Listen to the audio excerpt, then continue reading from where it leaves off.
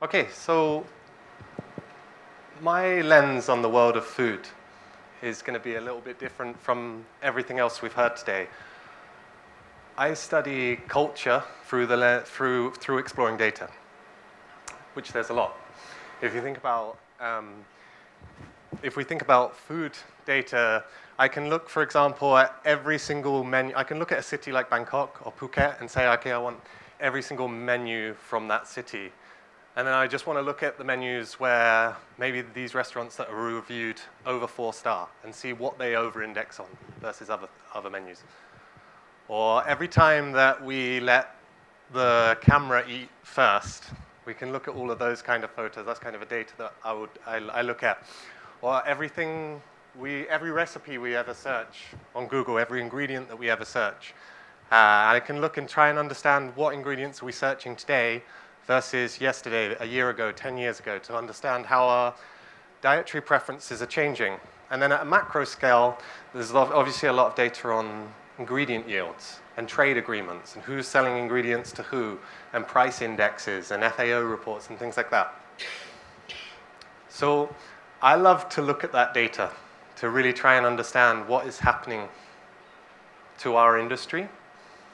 And more than that, I think I care a lot about making that data accessible. Like, I believe that numbers numb and stories stick. So I like to try and translate data into dishes. Okay. So over the past decade, and particularly the last few years, I've been spending a lot more of my time using data to understand food culture and what's emerging in food. So things like cities of the future. I did a project recently around, can we identify emerging cities through the vibrancy of the restaurants and bars and coffee shops that are opening there? Or if we did take all the menus from a city, could we see, and took them from 10 different cities, could we see what ingredients over-index in one country versus another, or one city versus another? So, for example, in Busan, in Korea, the ingredient that over-indexes most in Busan versus any other city is steamed octopus. I don't know if I have this picture. Steamed octopus, which is then frozen, sliced super thinly, and you put it on your tongue, and as it's on your tongue, it starts to melt, and the texture and the whole octopus starts to change. It's an amazing, culinary experience. What about Singapore? What do you think the food or the ingredient over-indexes most on Singaporean menus is? Huh? No, come on. You think Singapore, that's closer. No. Anyone over this side? The ingredient that over-indexes most on Singaporean menus is truffle oil. Yeah, it's kind of sad, isn't it? Another thing that we recently did was Trends Kitchen, which you can see a little bit of down here and here, where we looked at, tried to find every cocktail that exists, build a database of every single cocktail that exists. We used lots of different cocktail databases like Difford's. We also took every reference to cocktails on TikTok over the past few years and looking to try and understand what's changing in cocktail worlds? How are our preferences in cocktails changing over the last 10 years? And there's you're probably all feeling it, like cocktails, particularly since COVID, the sales are going up, and we're drinking more cocktails than ever before now. We're also drinking more savory cocktails than ever before. Actually, when we did this research, we looked at how the searches for those 5,500 cocktails had changed over the last 10 years, and we put them through a ingredient flavor database and had sweet, savory, sour, floral, all of the different profiles. And savory 10 years ago was, out of 12 different flavor profiles, it was 12th, ranked 12th. And over the last 10 years, it's now number one. It's now the most searched type of cocktail at the moment is savory cocktails. And then once we know that, we did that because we wanted to explore, actually, if we know that the motivation, a lot of that savory cocktail is being driven actually because we're drinking earlier. People are drinking earlier in the day, so they were more open to a more savory cocktail. And a lot of it's being driven by the rise of tequila and mezcal and the popularity of tequila and mezcal. But if we know that it's being driven by tequila and mezcal, we actually know that the trend is being driven by a demand to have a savory cocktail. So we worked with mixologists in Singapore to try and ask the question of, can we ride on this trend of savory cocktails without flying bottles half away around the world, bottles of mezcal around the world? Can we recreate that savory taste? And so that's one of the events that we've done. And more recently, and over the last 4 years, I've been studying the future of food. And that's what I'm going to talk about the most today, and that's what I'm collaborating most with Keita on, which is, imagine you could simulate the future, 10 years into the future, 100,000 times, 100,000 versions of the future, playing with all of the different variables of what might happen. What world will we most likely be living in, is the question I look at. Oh, I'm going backwards. Okay, so the last 3 years I've been exploring the future of food, looking closely at what's happening to our planet and therefore what our diets might look like. And then once we've got that data, we simulate thousands of versions of the future and then work really closely with Chef Oliver, I think Oliver Truesdale-Gintras, I think he's spoken at Keita in the past as well. But we work closely with him to try and bring those dishes and ingredients to life so people can start to taste what the future is going to be like. So we've got, on the left-hand side here, the left-hand most side, we have starting to work a lot more with insects. So this is a cricket madeleine, where 15%, we take the crickets, we roast them, we blend them up into a flour, and about 15% of the madeleine is the cricket insect, which I don't know if any of you have ever tried roasted cricket, but it has an amazing nutty complexity to it. So actually, I think it makes if you try them side by side and A/B test, I think the cricket madeleine will always win, particularly when people don't know it's cricket. It's also very high protein source, so people like it for that too. So we have things like that. We've worked with jellyfish. We turned jellyfish into a japchae noodle to make Korean japchae, which is, the problem when we started working with jellyfish is it's tasteless, it's super chewy, and it's potentially poisonous. But jellyfish are incredibly abundant, and the more that we overfish tuna fish and swordfish, the more we have jellyfish blooming in our oceans. And so then we want to say, okay, in that world, as a consequence of climate, we're going to have a lot more jellyfish. Very good nutritional source. How do we start to work with them? So ingredients like that. Or mycelium. We're using mycelium. It's got a really quite amazing texture to make chocolate mousse. And more recently, over the last couple of years, working with cell-cultivated meat. Cell-cultivated meat. So up here, what you can see is eggless egg and chickenless chicken. So that's cell-cultivated chicken and an egg that's made without using any egg. And then down here, what you can see is Val's cell-cultivated meat imagined as a gyoza. So that's been super interesting over the last 3 years, but all of these are really nascent. Depending on regulation, investment, viable paths of market, whether consumers pick them up or not, demand, they may reach the mainstream. These may be foods that we're eating a lot more of in the future, or they may sort of go the way that the plant-based meat is going at the moment. And so this year, in preparing for Menu 2034, I wanted us to be less speculative. And that's because if there's one thing I've learned over the last 3 or 4 years of doing this, in all of our work analyzing the future of food, and taking the last 25 years of data, and then projecting the next 25 years and what the world's going to look like, I'm often confronted with projections of tomorrow, which are really bleak. If we continue on today's trajectory, many of the foods that we know and love, that we've got up here, like durian, or mangosteen, or soybean, or coffee bean, or different types of rice, won't be here, or likely most of these will still be here, but the price point will make them much less accessible for most people. So the richest people in society will still be able to have access to all of these things. But ingredients and recipes that have been part of cultures and handed down generation after generation may not be handed down to the next generation. And this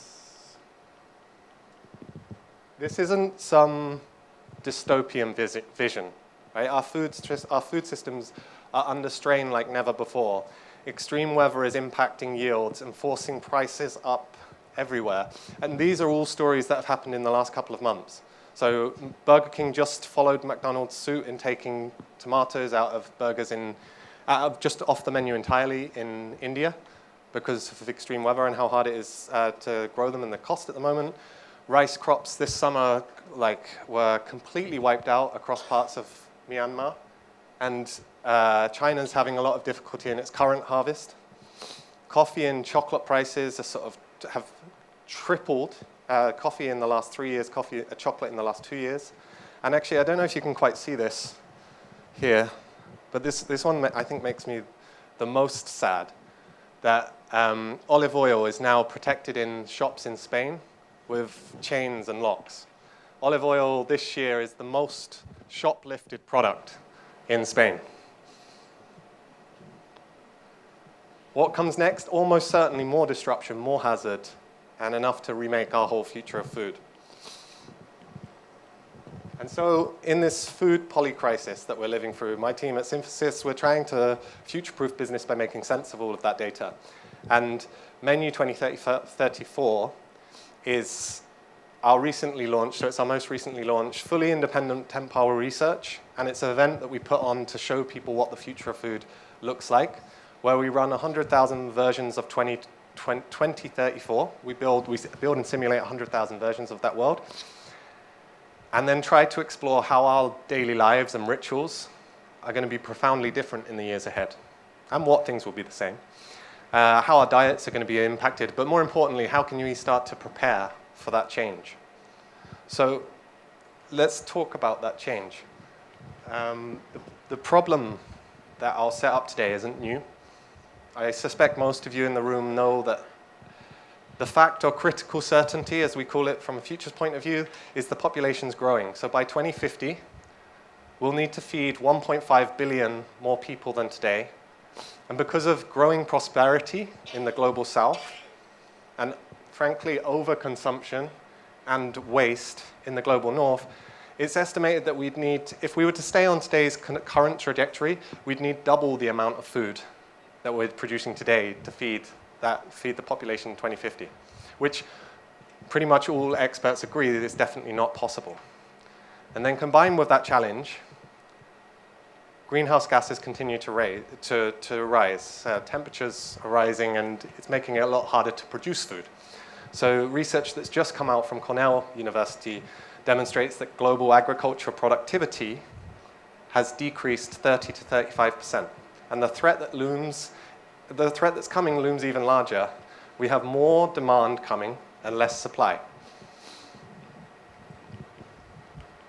And we've known about this for a long time.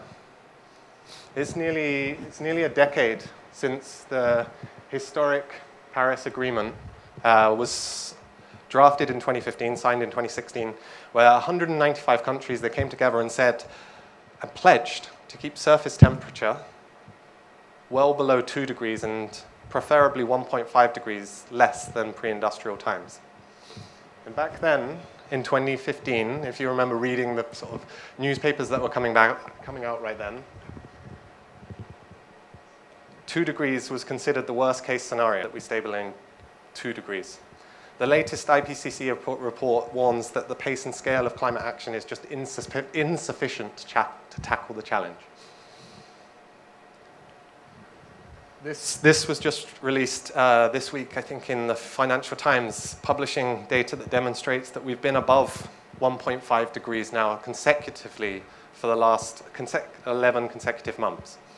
Every year is getting progressively hotter, And if you saw in the BBC yesterday, this summer's been the hottest. I think it was Lisa, or wherever you are, shared it with me. This is the hottest summer ever recorded on record.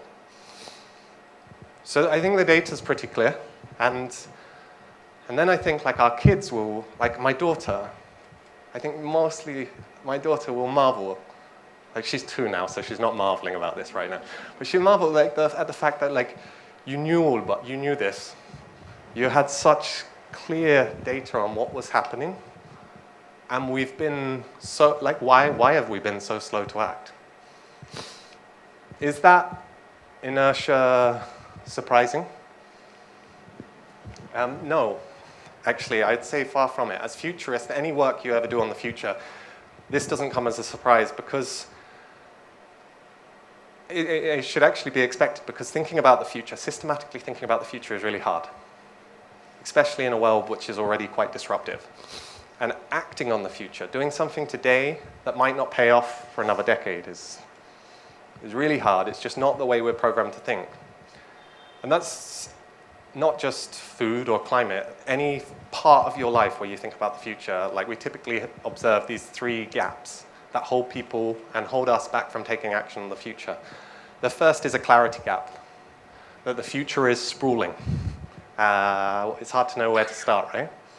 The second is a perspective gap, that all of us in this room will look at this same challenge from a slightly different point of view.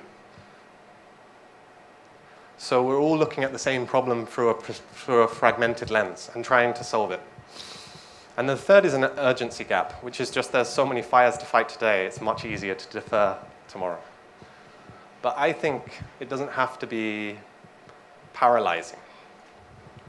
So I think what I want to share today is it's possible to close that clarity gap with data-backed confidence. Today I'm going to show you what it looks like, what that 100,000 scenarios, and when we model data from 2000 to 2050, just show the data to try and put us all on the same page of what the course of our current trajectory and different trajectories look like.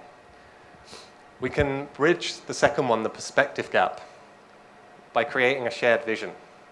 And so this is the thing I'm super passionate about. It's not just showing you the data, but trying to imagine that data in the hands of, like, what does that actually look like? What does that taste like? What does that world feel like? And so through immersive experiences, I can give, hopefully, soul to the data, and we can all start to become on the same page. And then with eyes on tomorrow but hands on today, we can address that urgency gap. To know how to act, we need to know what future we're working towards, right? And then break it down into the tangible steps from today that we need to do. And every day is like a fork in the road. Every step in the wrong direction is making it harder for us to get back on the right track, but vice versa as well. So what do the paths look like? When you do futures work, you're always exploring 2 things, critical certainties or critical uncertainties, and everything in the middle, right? But critical certainties is things like rising urbanization or rising population. We can know with quite a lot of certainty what that world looks like for the next 10, 20, even 50 years. Population, there's not that much ways in which that can go differently. Critical uncertainties, things like trade relationships. If we model based on the last 25 years, it's been like that, so we can expect in the next 25 years it could be anywhere in between those 2 things. But this year, for Menu 2034, I wanted to deliberately focus on the slow macro shifts, the critical certainties, because we know they're happening, right? Rising population and rising greenhouse gas emissions, these will impact all of our businesses and lives. We know that with quite a lot of certainty. And we should all be taking action today to be well prepared for tomorrow.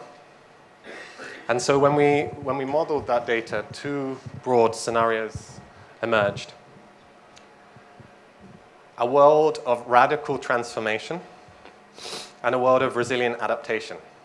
So let's explore those 2 worlds, right? The first I'm going to do in terms of just exploring them in terms of size, so you understand the likelihood of these 2 scenarios happening. We explore that through different consumer choices that people might take, different business action, different government policy. And the most likely scenario, by far, is a world of resilient adaptation. in that world, far from greenhouse gases, we're trying to get down, right? And far from that happening, it's much more likely that we'll increase by 21% from where we are today, and we'll be forced to adapt to those circumstances and consequences. The second scenario, radical transformation, that occurs in just over 1/3 of our scenarios, and that's where we start to see a reduction in greenhouse gas emissions. So let me explain what the two scenarios are. So resilient adaptation is a little bit like as it's imagined in this image, right?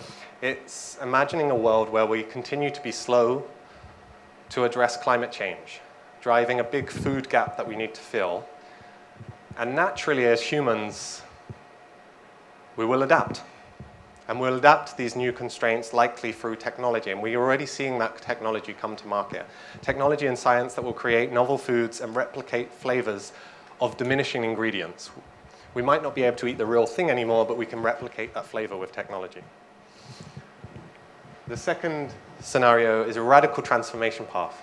And that presents a future where we proactively protect and savor nature. We start to use a much more abundant list of ingredients, indigenous ingredients, diverse ingredients, regeneratively farm our ingredients that ultimately emit lower greenhouse gas emissions.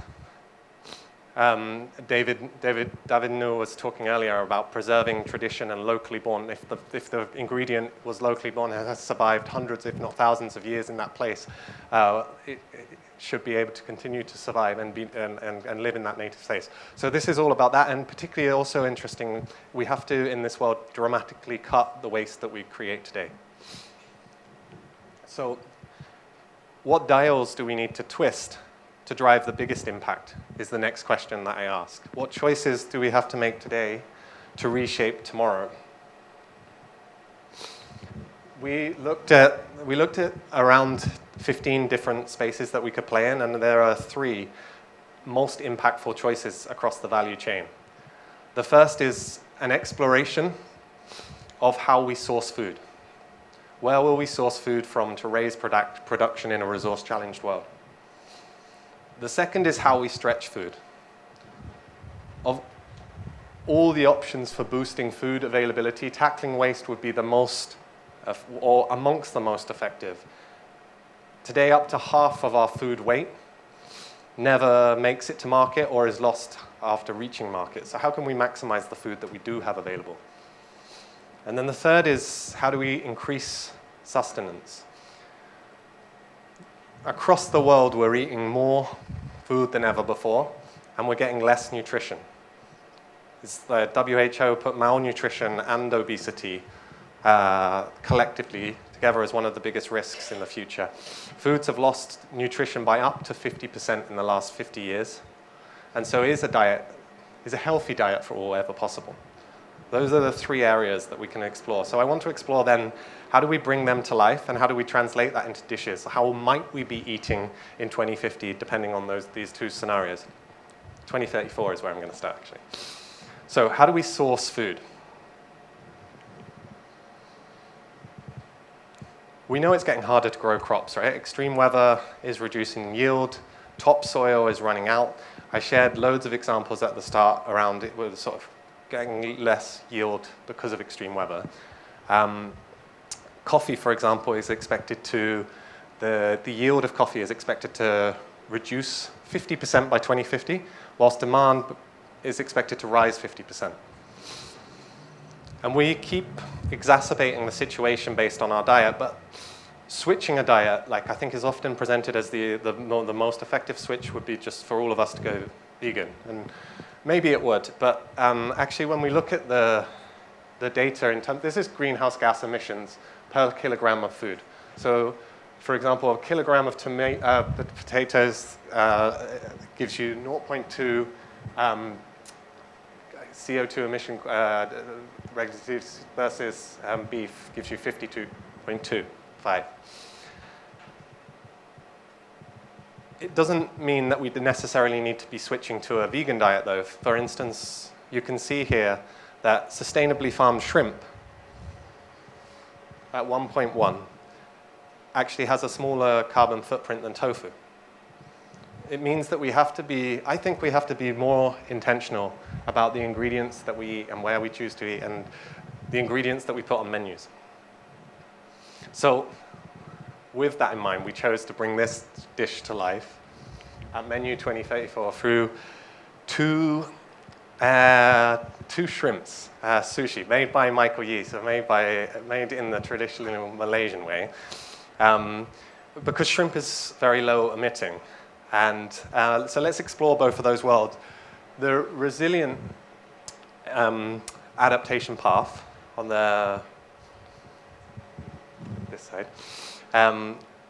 Climate change made harvesting from the ocean much more difficult and yields from the ocean much more difficult. So science and technology steps in. In this scenario, we're looking at how science and technology can step in to deal with the consequences. And these shrimp come from vertical oceans. I don't know how many of you are familiar with vertical oceans. They essentially have a circular system where they grow shrimp in almost like, the tanks are about the size of buses. And the waste from the shrimp feed algae. The algae cleans the water. The algae is then picked and it feeds the shrimp. So it's a perfectly circular system that tries to mimic nature, and you can put it anywhere. So you can get it really close to the source where it's going to be eaten. So on the left-hand side, we're having sushi made with vertical oceans. And on the right-hand side, radical transformation path, we can still enjoy the harvest of nature because consumers and businesses have embraced sustainable practices. So the silver shrimp here on the black plate is provided by Blue U, doing a lot of great work across Southeast Asia, and it exemplifies a commitment to regenerative ocean health and supporting coastal communities through sustainable practices and climate-smart harvesting, and doing a lot of work. Blue U do a lot of work in mangrove restoration. So that's how we might be eating sushi in the future. The next question is, how do we stretch food? How much food do we waste by country is what you can see here, which I think is somewhat interesting, but much more interesting is a question that I have for you, which is, which countries do you think waste the most amount of food per capita? Because this is per country. Of course, the waste in India and China is going to be high. The countries are much bigger than the others. But which countries do you think waste the most food per capita? America. Singapore? Interesting. England. Australia. Any others? Middle Eastern countries, wow, okay. Malaysia. It's not the elephant in the room on this one. So, you're close. Australia's number 2. Italy is actually number 1. They produce 9 kilograms per person per month of waste. US and UK, I think someone else said England, like they sit right in the middle at about 6 kilograms. And Malaysia is closer to this end of the spectrum, sitting with Indonesia at closer to 4 kilograms. And I think I'd love to spend loads of time unpicking this data and why it happens. There's loads of philosophies about why it happens. Like, for example, in Italy, Italian and Australian culture, you're using a lot more fresh ingredients, and they obviously just have a much shorter shelf life, and there's just more prone to spoilage and waste.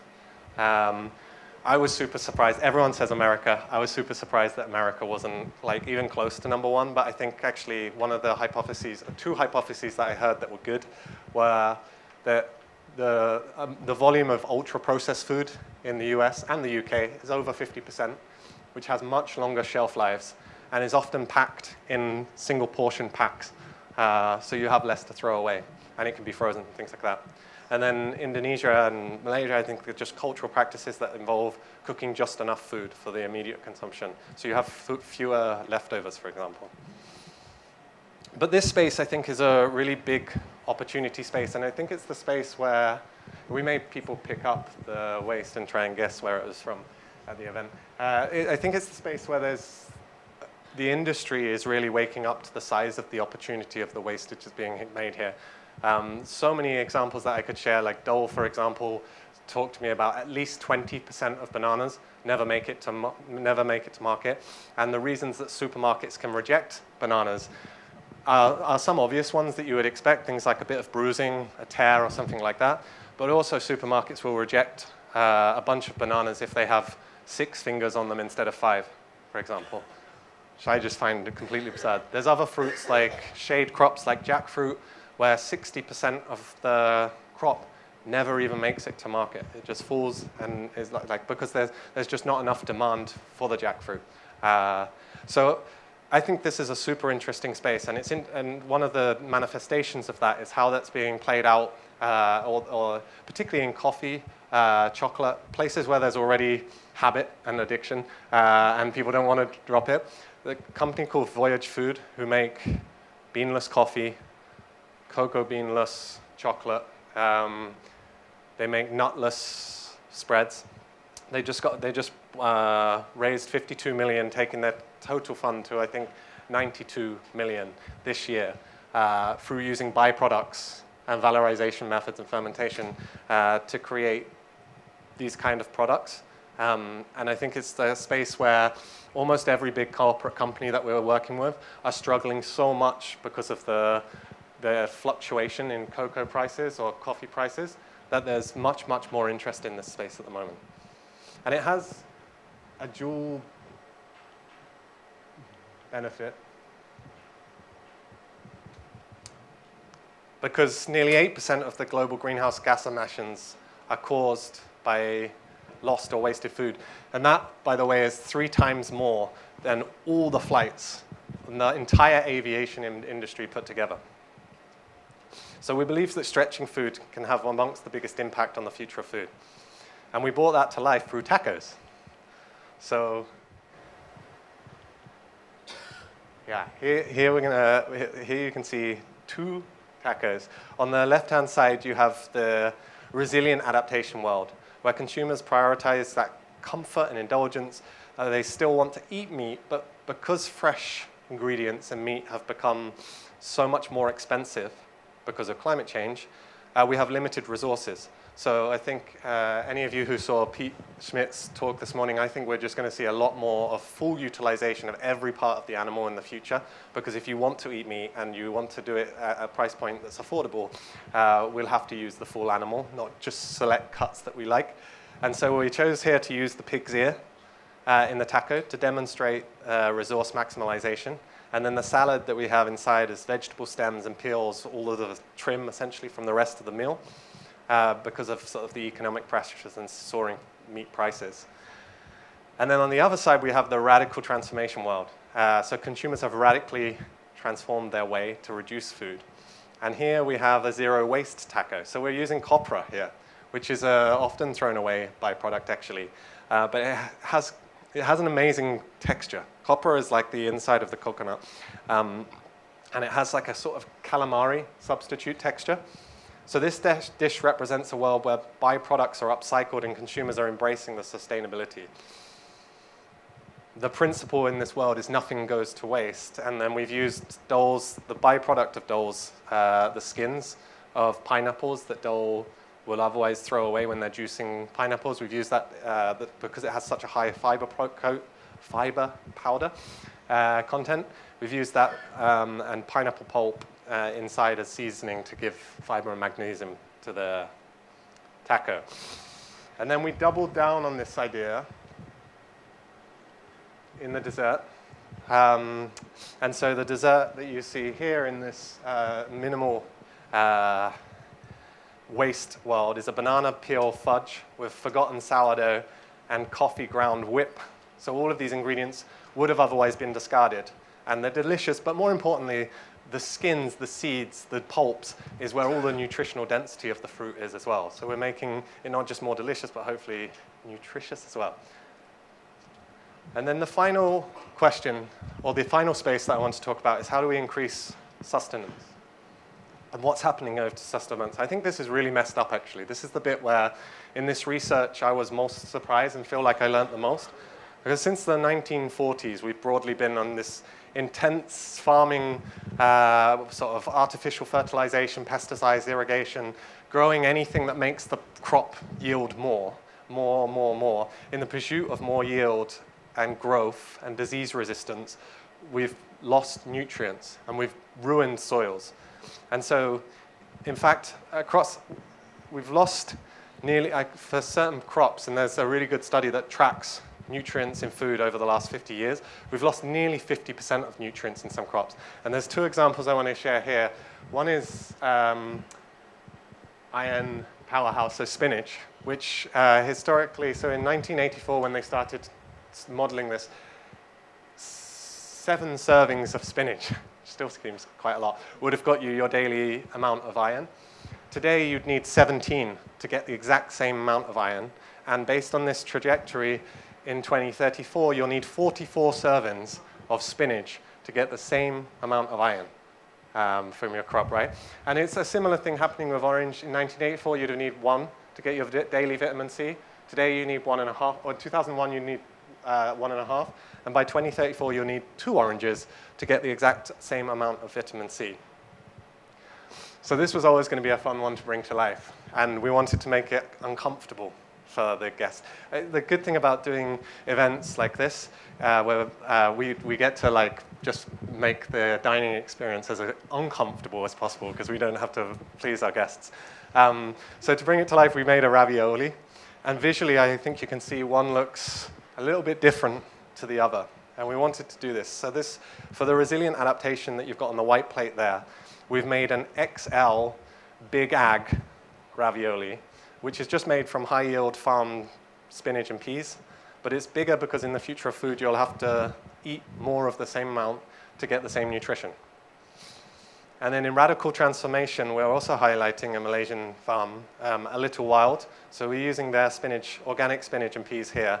And this is, whereas that one doesn't quite fit in your mouth and is just quite uncomfortable to eat, particularly when we're serving it as a canapé, this one is just nice. And that's because, in contrast here, we've sort of wanted that, with intentional and sort of regenerative farming practices, we can preserve the nutrients in the soil and the food that we eat. And then we stretch this a little bit further in the main course. There we go. I'll just bring your attention to the white plate, where we asked guests, the guests had to inject their jackfruit. It's Corona jackfruit that we're eating. The guest had to inject it with a spirulina nutrient boost as a sort of metaphor for that we're just going to have to be pushing much more stuff into our food in the future. And this was fun because we're using spirulina, which is obviously blue and really bright, and lots of people were wearing white shirts. So you can imagine what happened when it went in. So, we imagine the future world, and now I want you to sort of be transported there a little bit. So the last thing I want to do before I come to wrap up is just show a film and take you to that future world.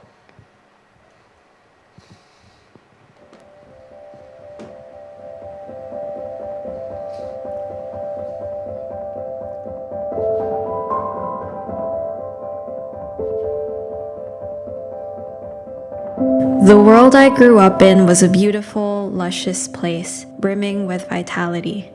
Its surface was a tapestry of thriving forests, roaring oceans, and vast meadows. It was a place of abundance.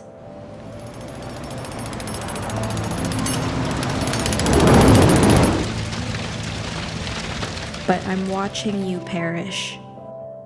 We forgot that this world is not only our sanctuary and home, but also our responsibility. We harnessed every river, plowed every meadow, mined every mountain, and drained every ocean of their life. In our pursuit of more and more, we now face a silence and a roar of a world strained beyond its limits. The choices we make today shape our tomorrow. Whichever choice we make, our daily lives and rituals will profoundly change in the years ahead. From the food we produce, to the play we give our children, to the ways we travel, and homes where we live. Every choice, big and small, flickers its butterfly effect into the future. Will it be one of radical transformation, where we choose harmony with nature and to operate within planetary boundaries? Or will it be one of resilient adaptation, where science and technology fill the gaps in novel ways for us to thrive in new climate environments? If choices we make today shape our tomorrow, what tomorrow do you choose today?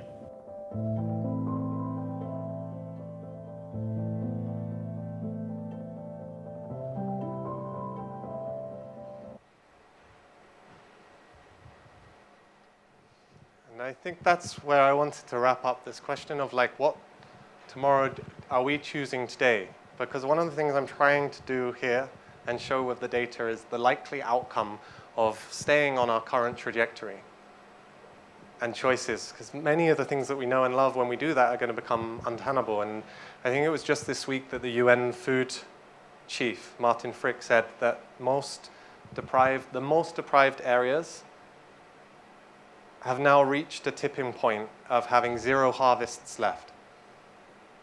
Extreme weather was pushing already degraded land beyond use. And so these places in parts of Africa, in the Middle East and Latin America, are now dependent on humanitarian aid. It doesn't have to be inevitable. We have a choice, and we know with clarity the trajectory of our actions, and we know where we can have the biggest impact around how we source, stretch, and increase nutritional sustenance. And so my role here, I think today, and what I'm trying to do is, I can see in the data what's coming, and it seems like quite clear. And I can see the cost of inaction, and we can also sort of see a lot of signals of hope. So I'm trying to bring some urgency to this space, but actually, the people in this room, and many of the people in this room, you can actually make a change. Because all of you here and Kita have an outsized platform to scale the effort by bringing to life what we need to do through our restaurants, our menus, our stories, the stories that we tell through our day-to-day dishes.